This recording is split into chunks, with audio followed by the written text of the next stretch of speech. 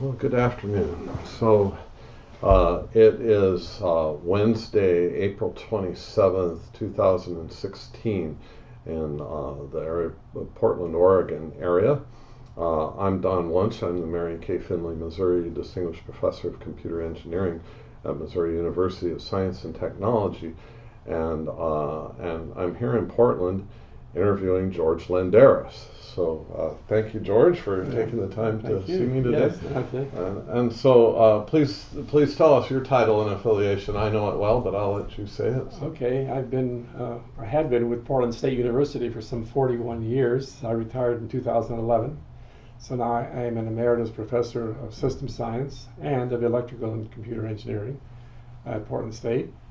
Even though I retired in 2011, I still had graduate students that I wanted to see through the pipeline, if you will, and the last one got his PhD in December. So now I'm free as a bird.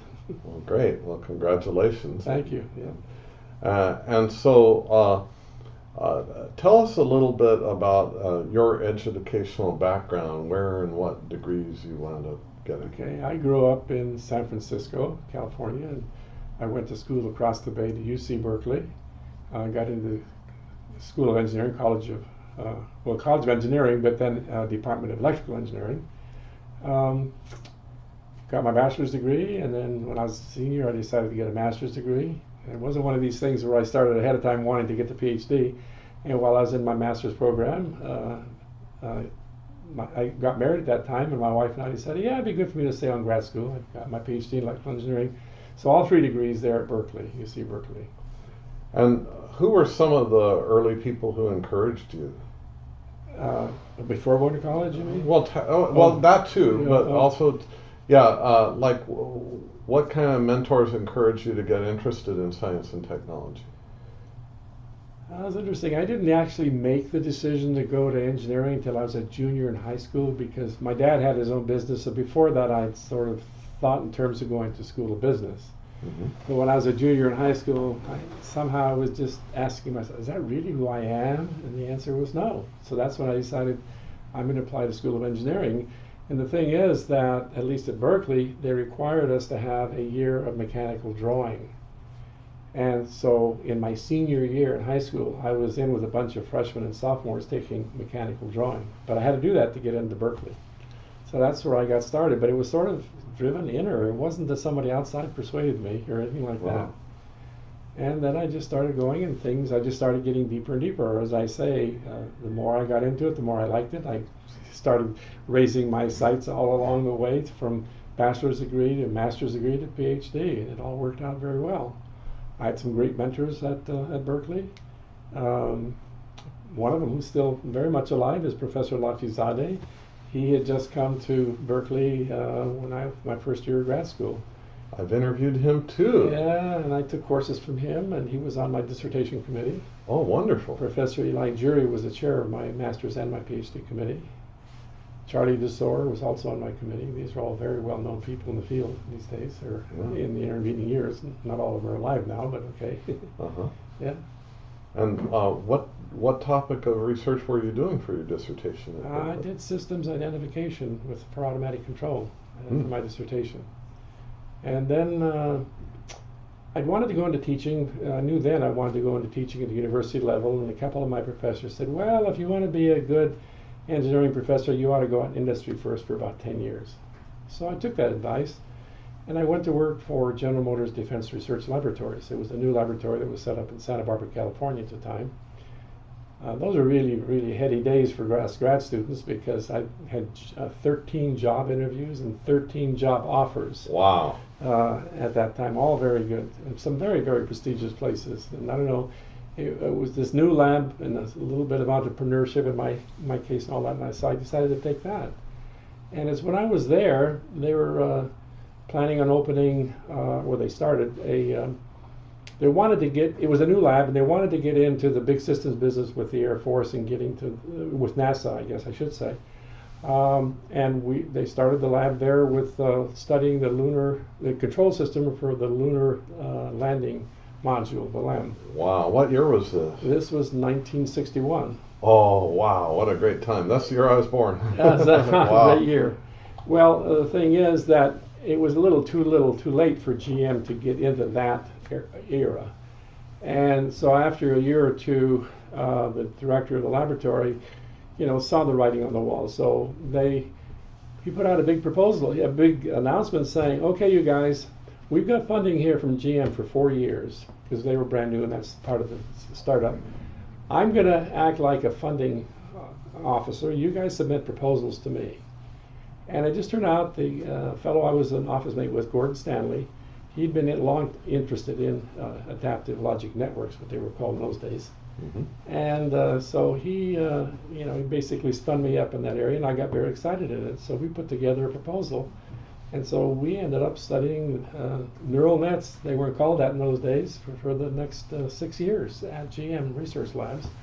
Applications that we developed were in the pattern recognition area, and that became of interest to the Defense Research Labs from an aerial reconnaissance point of view. And the technique that got developed based on my invention there of the diffraction pattern sampling methodology ended up into the spook world. Mm-hmm.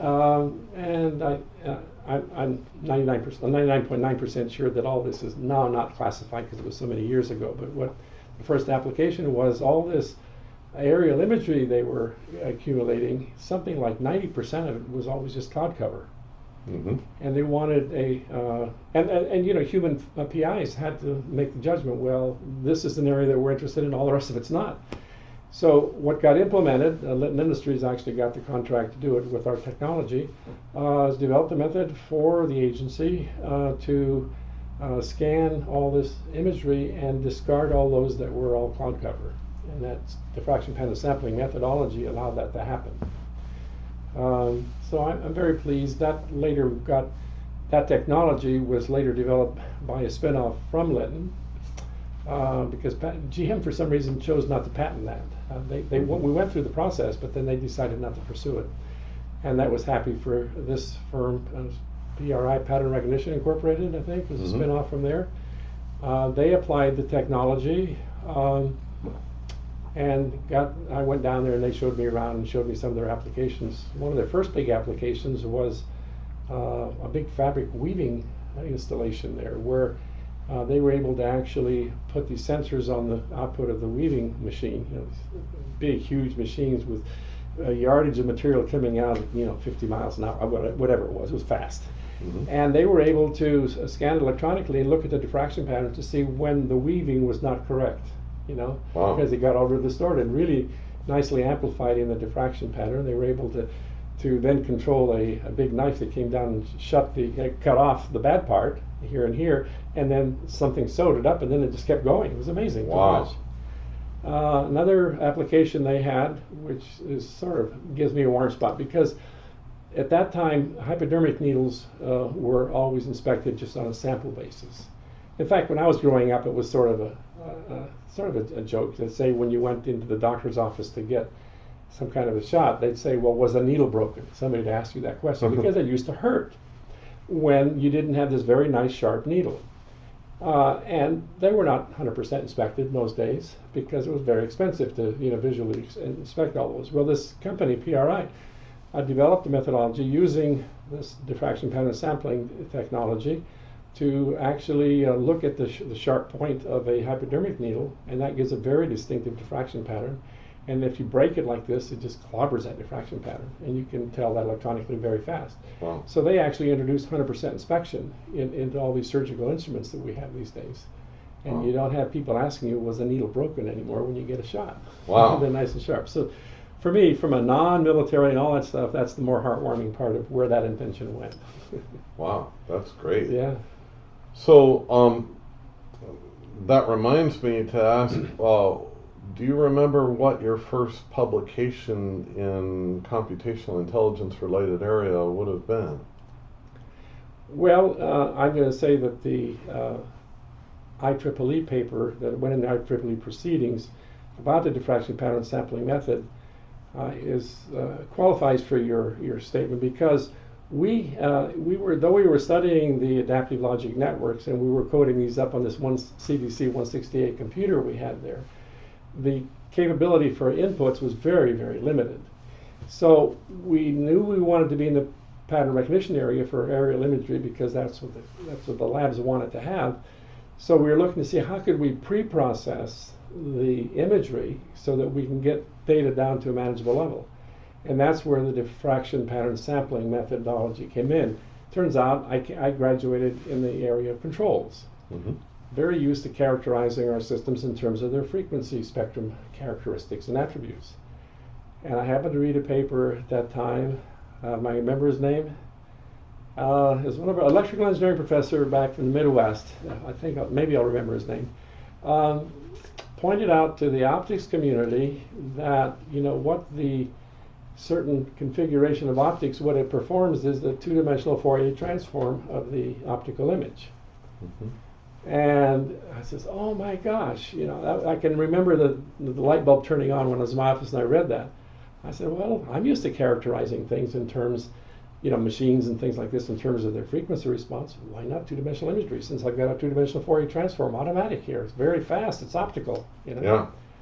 And so that's when I developed the idea of sampling the two-dimensional Fourier transform, or two-dimensional Fourier transform, the diffraction pattern of the optical images, and seeing if we can categorize them and reduce the amount of data we had to feed to our adaptive logic network.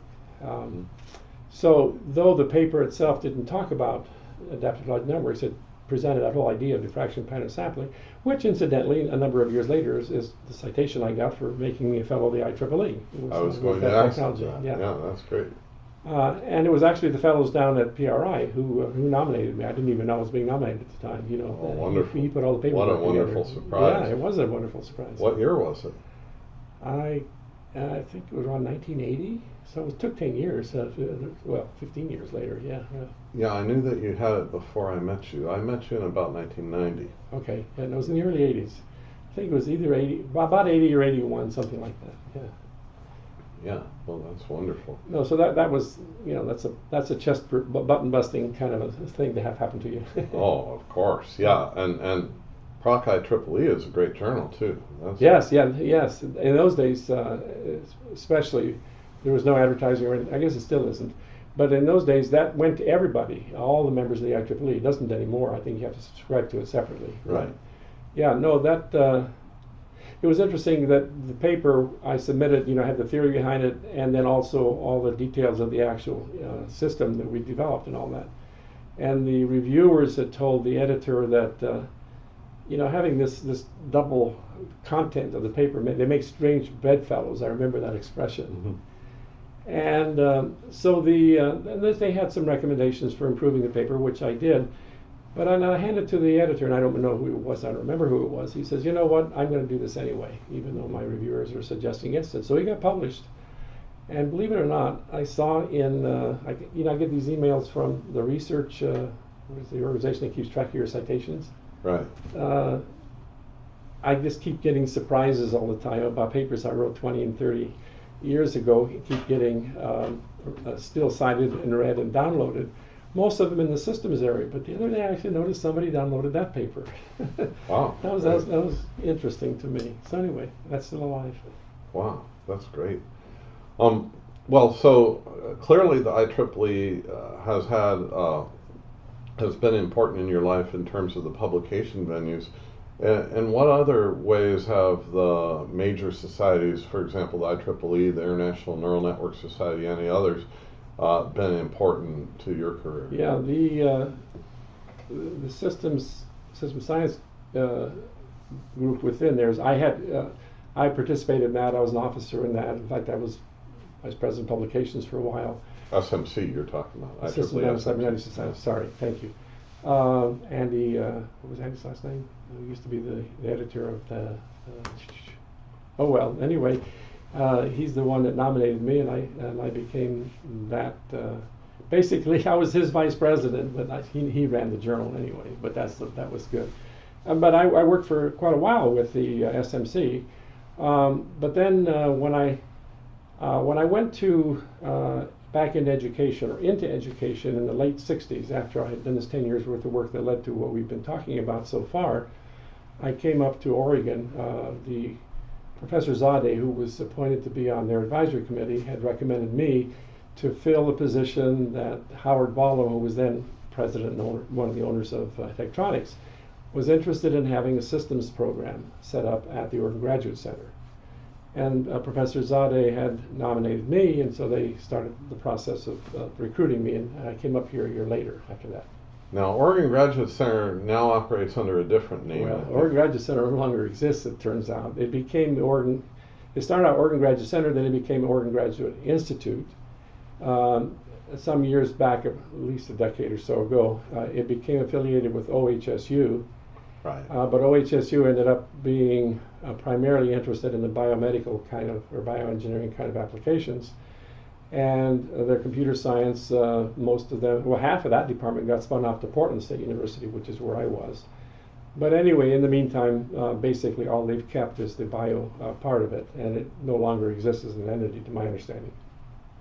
I see. So OHSU is now the Oregon Health Sciences University. Yeah, they're now a medical research organization. Well, they've been a medical school for decades and decades, and they brought them in. I don't know what their vision was for what the OGI, it would be OGI at that time, would do for them, but it didn't pan out. I see. Okay. Yeah, at the time that I met you, OGI, I think is what they called it. Around 1990, it was still called OGI. So what happened is, right after I got here in 1969, where they had wanted me to set up a systems program, and they had promised me 7 faculty members, for that group, and also a $300,000, as I recall, was the amount. That's big money in those days. For a hybrid computational lab, because that's what we had going those days. And the board of the OGC at the time comprised people like Howard Ballum and John Gray, who was Omark Industries, and a number of fairly wealthy people here in the area. And they had personally been funding the progress and development of the OGSC up to that point, which by this time was about 4 years old. And they were planning on going on a big fundraising effort in January of 1970. And I showed up in 1969, August. In September, they had a board meeting, and these people having their own big, large corporations like Tektronix and Omark Industries, was John Gray's affiliation. Their people were telling them, look, we're seeing a big economic downturn in 1970, and they were right. And that's exactly what happened. And they decided, it's better not to go out for a big funding campaign and not do well than not. So they decided to cancel it. And when the board meeting was over, they said, okay, we're flatlining everything. We'll support everybody who's still here out of our pockets, but we're not going to keep going the ramp that we had predicted. Here I was, I said, me, myself, and I said, I just left a very good job with General Motors, sold my house in Santa Barbara where I was living, and then got into a new house. Well, our president resigned as a consequence of that. There were other things too, but let's say as a consequence of that. And so it turns out that there was a gentleman, gosh, don't even remember his name, that's not very nice. Anyway, he was one of the executive VPs of one of the power companies. I don't remember whether it was PP&L or PGE. And he was getting set to retire at the end of September that year. So the board persuaded him to take over as acting president. All right, so he is an electrical engineer, so we're sort of kindred. And he talked to me and he said, well, don't go leaving yet. Let's see what we can do. And so at the time, National Science Foundation had a big program that they call Institutional Development Program. And so we decided to go after, put a proposal into them for setting up for the systems program that we're talking about. And so I spent the next 4 or 5 months in putting together a proposal. And at the time, just simultaneously, Portland State College became Portland State University in December of '69.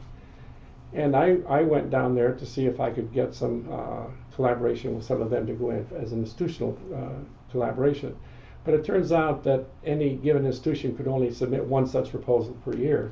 And the dean had already agreed to participate in another similar program with one of the other PhD programs there.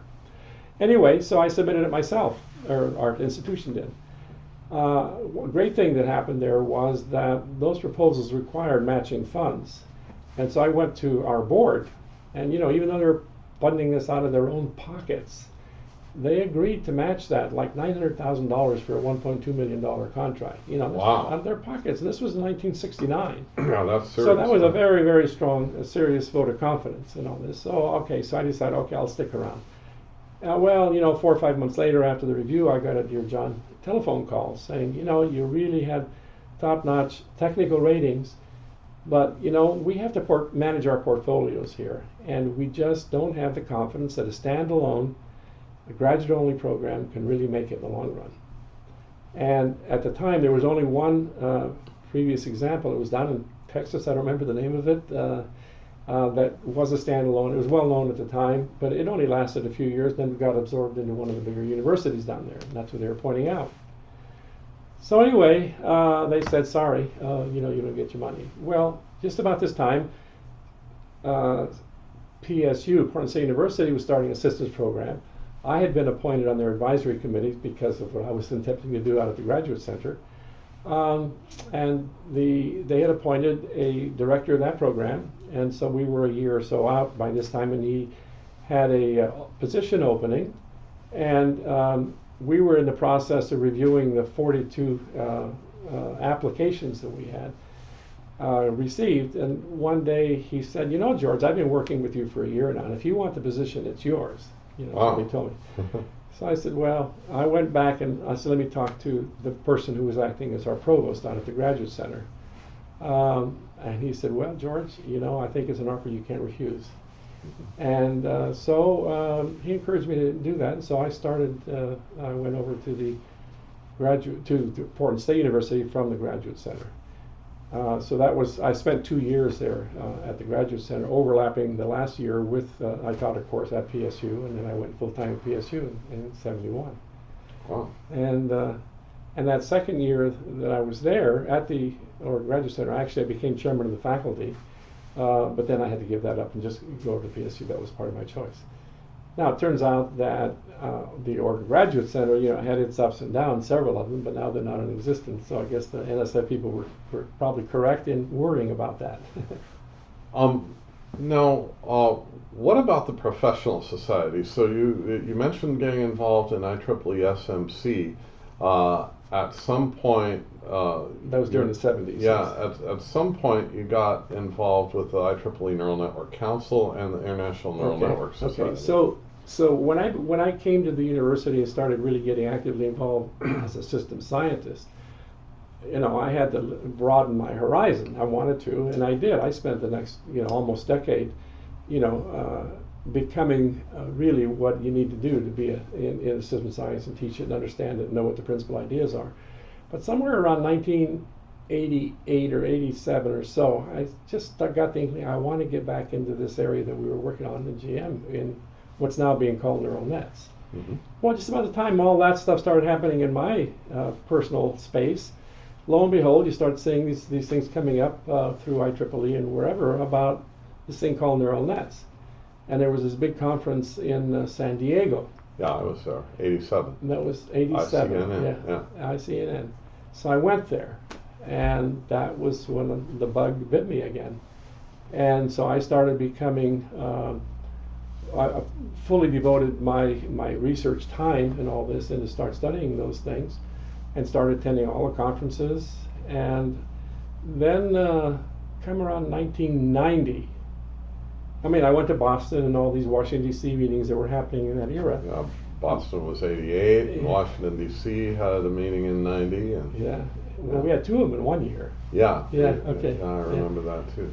And in D.C. I meant. Yeah. And then Bob Marks from University of Washington, who was actively involved with setting up the Neural Net Council. I guess it had been probably already going for a couple of years at this point. I don't know when it actually started, but I know that Bob Marks invited me around 1990 to become involved in the Neural Net Council. He was talking to me about it. I was his grad student at the time. Okay, yeah. All right. And then that also morphed into persuading me to put a proposal in to have a conference in Portland. Mm-hmm. And then he put my name forth to the both governing bodies of the INNS and the IEEE. I guess we call it the Neural Net Council. Yeah, the NNC, right. And at that time, both boards had to approve the nominee for the general chair. So it went to both places, and I was approved. And so then I was cast. I've been involved with them all the way up until I retired a few years ago. I was general chair of the conference in Portland, Oregon for July 1993. And I had two program chairs, Bart Costco and Stephen Grossberg. Mm-hmm. And I remember having some very interesting three-way telephone conversations between the two of them. I was sort of being referee between the different thoughts of different things of the program. But it was fun. It was a lot of fun. They were very creative, and it was fun to see them interacting. Yeah, they're both very strong personalities, Yeah. and one of my fond memories of serving on the board is that you get these brilliant people with strong opinions, very passionately pushing for the opinions. And what I have so much appreciation for is that once the decision has been made, the organization moves forward. Oh yes, exactly. Yeah. Even in the confines of just a conference kind of thing, you have two powerful people, which is why I asked for both of them, because I knew that. They played their positions, and then when the decision was made, and generally I had to finally make the decision, but they all went for it, and that was great. Yeah. And that all worked well. So this must have been around 1990-ish, 1991, because at least I was appointed in 1990, right. Because I remember that then there was a conference up in Vancouver, BC in 91. Seattle. IJCNN 91 was in Seattle. Well, which one was in Vancouver? Do you remember? There was a World Congress in Computational Intelligence in Vancouver more recently in 06. No, it was Seattle. It was Seattle. I'm sorry. 91 was Seattle. There was something else in that same era that I was involved with Vancouver, but it was in Seattle. And it turns out that since I'd already been appointed for the 93 conference, and it turned out the person who was the financial person taking care of the finances for the 91 conference, what did we say her name was just a minute ago? Maureen Caudell. Maureen Caudell, yeah. It turns out that something came up in her own business and all that she had to devote full time, and so she called up then President Bernie Woodrow of the INNS and said, well, I have to pull back from this commitment I have for the 91 conference.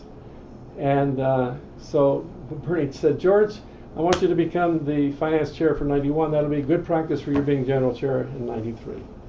And I said, thanks, Bernie. But anyway, I did it, and it was fun. It did work out. A good thing for me to have done. It really did. That's probably why I met you, because I remember it was about 90, and you came up to Seattle to visit Bob Marks. Yes. And you and I had lunch at some place close to Boeing's Bellevue site. Yeah. So yeah, that's and so. And some 10 or 12 years later, I talked you into becoming general chair of another conference, right? That's right. It was we had the conversation in about 2000 or 2001. I think it was 2001. So that would have been 10 years, 11 years later, since the planning for the 91 was going on in 90. And I remember it very well. The IJCNN 2001 was in the Renaissance Hotel in Washington, D.C. Mm-hmm. And I was there with Hung and Donnie, and Donnie was 2 years old, 2.5 years old at the time, and we were sitting in the club lounge at the Renaissance, and you and Steve and Gail and a couple of other people were sitting at another table, and so I came over to say hi and shook everybody's hand, and Donnie followed me, the 2-year-old, and shook everybody's hand. Okay, and then we went back to eating our snacks, and you went back to eating yours, and on your way out you stopped and said, I'm on my way to the board meeting, can I put your name in the ring? Yeah. And so you were not that easy of a sell, though. I had to work on you. well, one thing that happened was that I got my ear bent by some people who'd been involved in one of the conferences. I forget whether it was the '00 or the '01. I think it was probably the '01, the people that were involved in the conference that year. And so they recommended that I insist on certain things about how the conference would be run, and that led to one of these vigorous board discussions, because we did have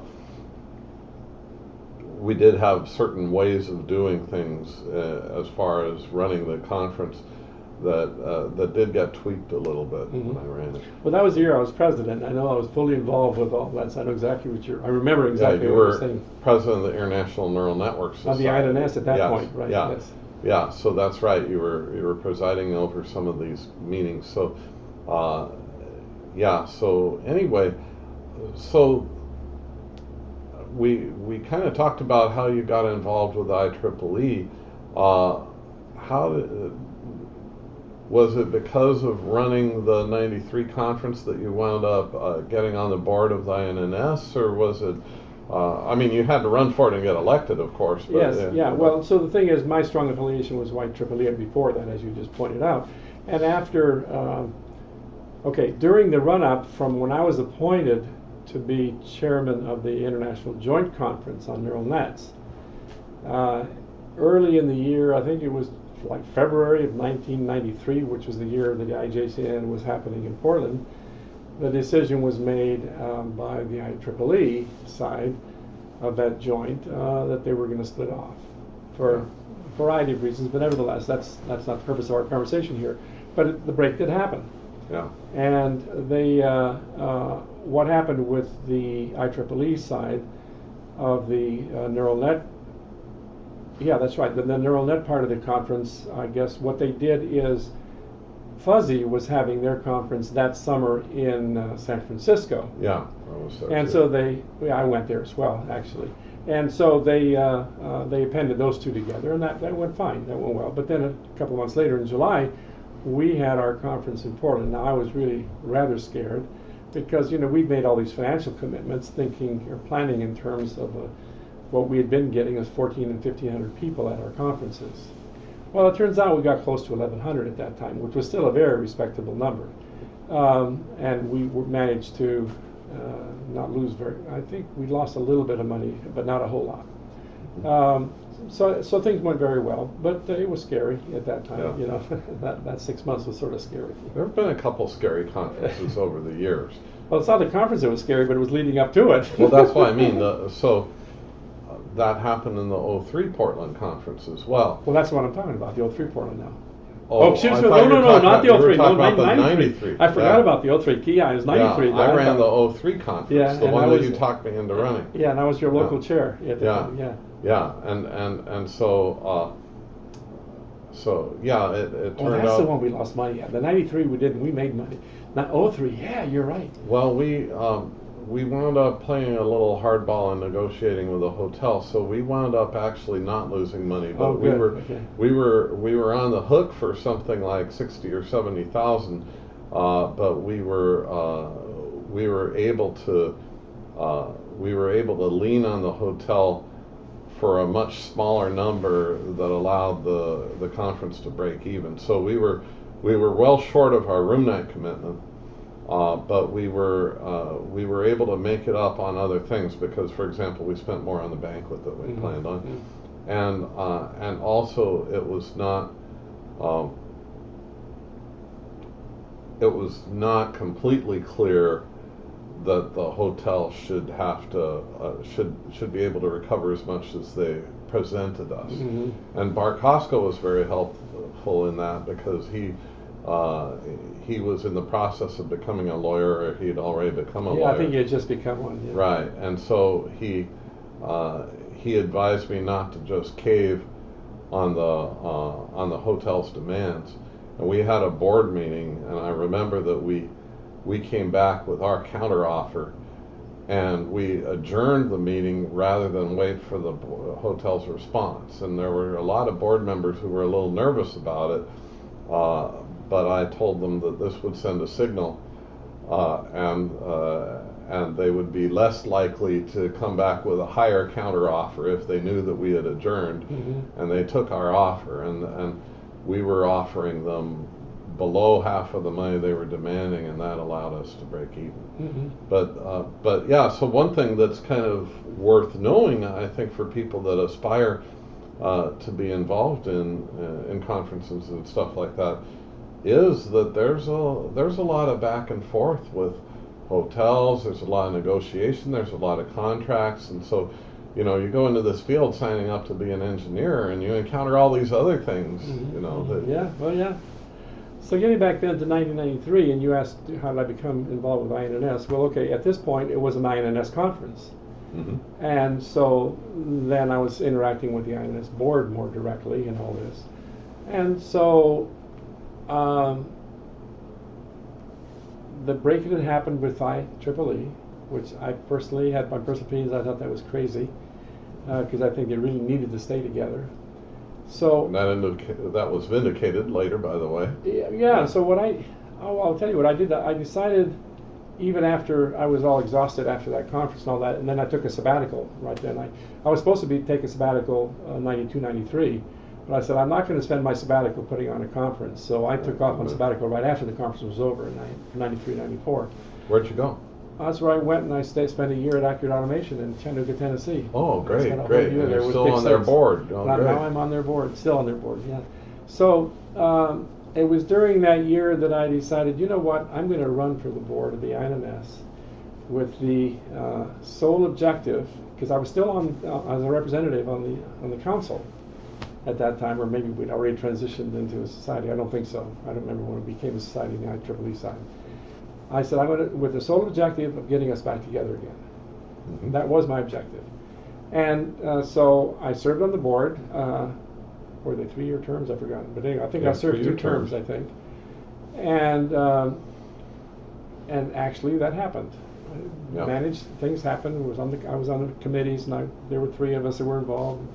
Very good people working on it. Very senior people who got involved. And anyway, it finally happened that we joined back up again. So then, when my term was up, then I did not rerun again. And then, I don't know, about 2 years later, I got a telephone call from somebody from the INNS saying, we'd like you to run for president. I almost fell off my chair. I really scratched my, I said, I got to think about this. He said, no, you don't want to think about it. I forgot who called me. I forgot who. He said, you don't want to think about it. And I said, okay, put my name up. That sounds like something Bernie would say. It might have been. I don't know if it was Bernie or not. It might have been. But anyway, no, I don't think it was Bernie. I probably would have remembered. No, Lee Feldkamp was president after you. It was after me, yeah. I really don't remember exactly who it was that talked me into it. But anyway, so they put my name up. I wasn't on the board at the time because I put my two terms in. And then, lo and behold, I got elected president. And then I served... I think, were we doing 3-year terms at the time? Well, president was a 1-year term at that time, yeah, but the board was 3-year terms and still 3-year is. terms. But the president even now, there's on and on. President became what it had been was 1 year president-elect, 1 year president, and 1 year past president. Yeah. And now what it is 1 year president-elect and 2 years as president. Okay, and well so that was not that yet. The position of past president got eliminated. That constitutional change happened when I was president. So I was the last 1 year president. Okay. All right. Well, so I was still at 1, 1, and 1. I remember there was a 3-year commitment. So you're still a 3-year commitment. Yeah, it's just that the IEEE has a 2-year presidential term, and so the INNS changed to have it. But there's still a 3-year commitment. Yeah. So you were spin up. Yeah. Okay. Yeah, you were president-elect, president, and past president. Yeah. Right. Yeah.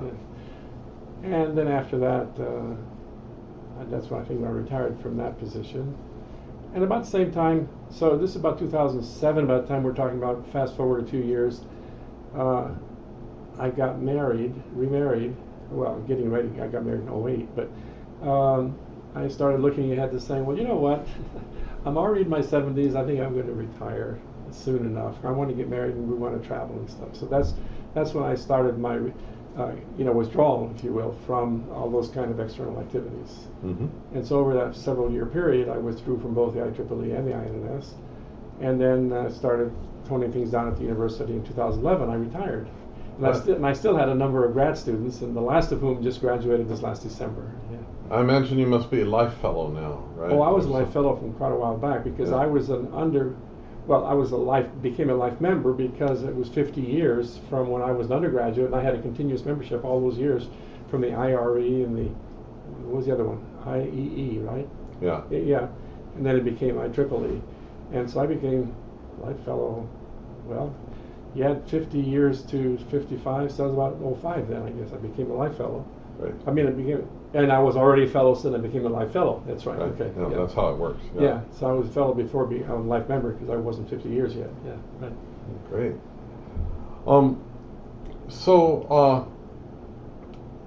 What advice do you have to, both in terms of either people aspiring to enter the field or people, who are aspiring to come up in research careers in industry or academia, just anything that crosses your mind for new people in the area, or relatively new people?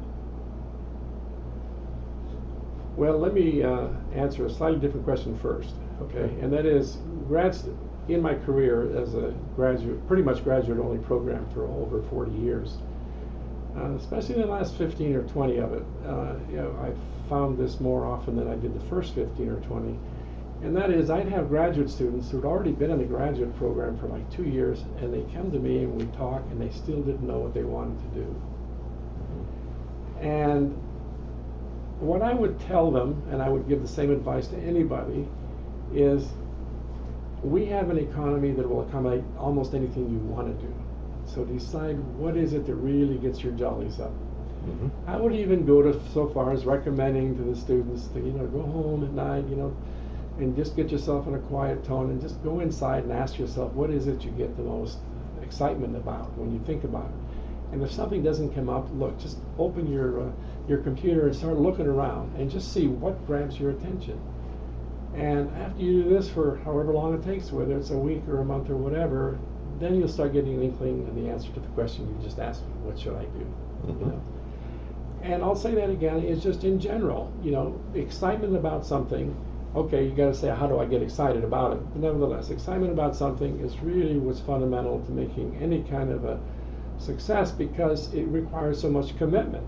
Yeah. And you're best at what you enjoy doing. That's when Right. you do your best work. And so it requires a lot of commitment. So make sure you get that excitement factor right at the beginning.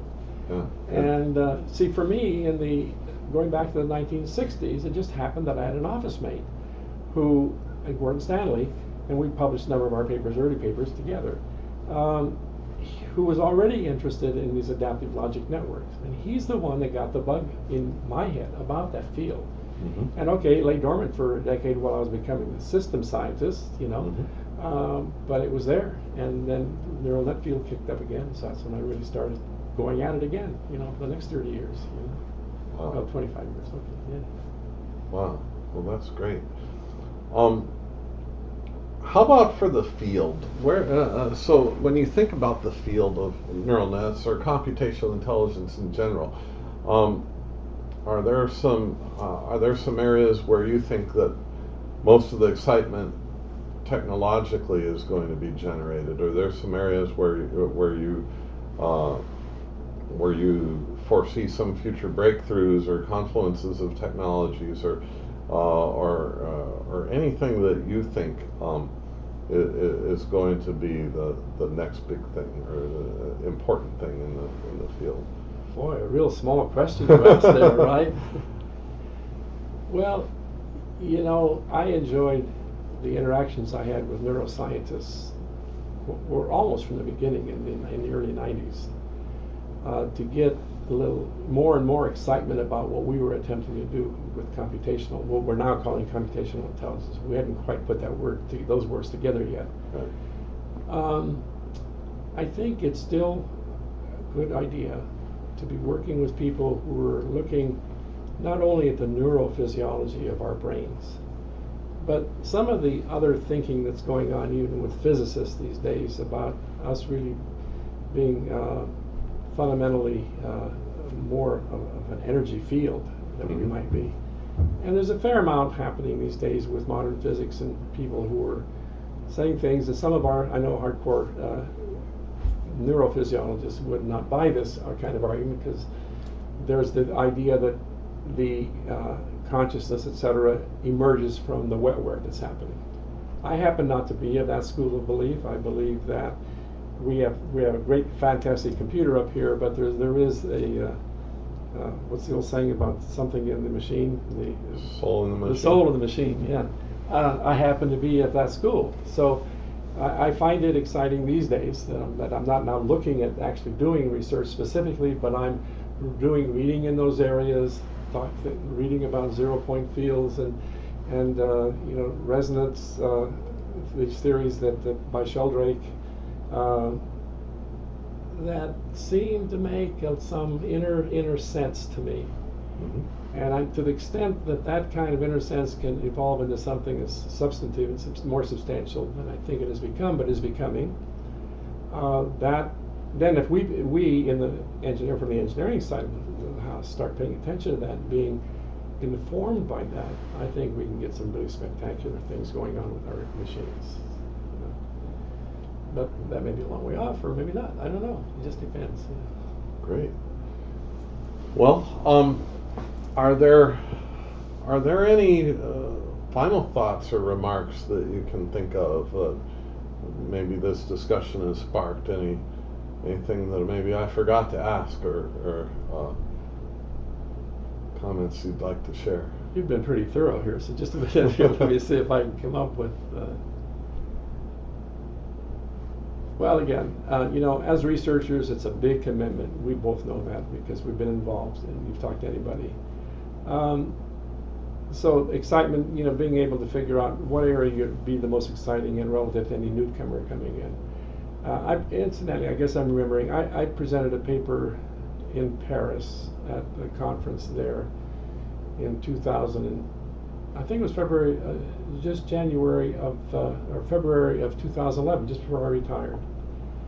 And in there, and the slides from that lecture are available at the Portland State University website with my name, under my name. I did put forth some suggestions to people in this field of things that I felt were not solved problems, but were right there to be solved. And so I would invite people to go look for that. If you're going to ask me to repeat those now, hey, that was 5 years ago. Okay. But it had to do with the material that we've been developing here in the latter years of the work in our laboratory. Relating to adaptive dynamic programming? Yes, related to adaptive dynamic programming, right. Yeah, yes. That's wonderful work. Yeah, thank you. Always done some great work. Well, George, I'd like to thank you very much for this interview. Thank you for having me. Yes. Well, it's a pleasure. So, okay, folks.